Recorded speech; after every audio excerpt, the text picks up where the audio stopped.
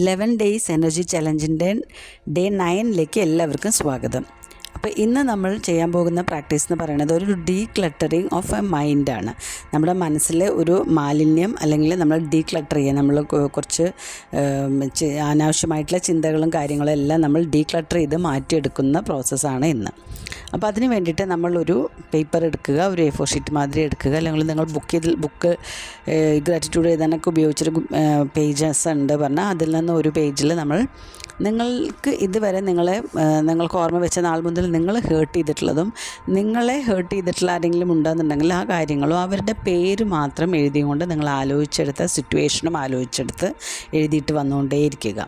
അപ്പോൾ നിങ്ങൾക്ക് ഓർമ്മയുള്ള എല്ലാവരുടെ പേരും നിങ്ങൾ ഹേർട്ട് ചെയ്തവരുടെ പേരുകളും നിങ്ങൾക്ക് എഴുതിക്കൊണ്ടേ വരാം.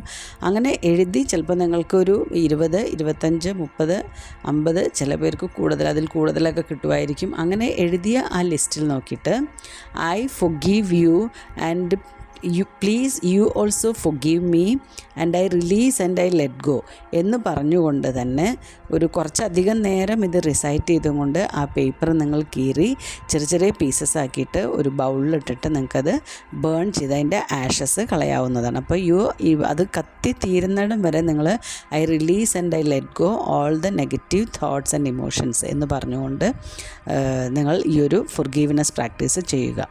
അതാണ് ഡേ 9ലെ പ്രാക്ടീസ്. അപ്പോൾ എല്ലാവരും പ്രാക്ടീസ് ചെയ്യുക. നിങ്ങളുടെ എനർജി എല്ലാം ഹൈ ആയിട്ട് വെക്കുക. മാനിഫെസ്റ്റേഷൻസ് വളരെ ഈസി ആയിരിക്കും. Thank you.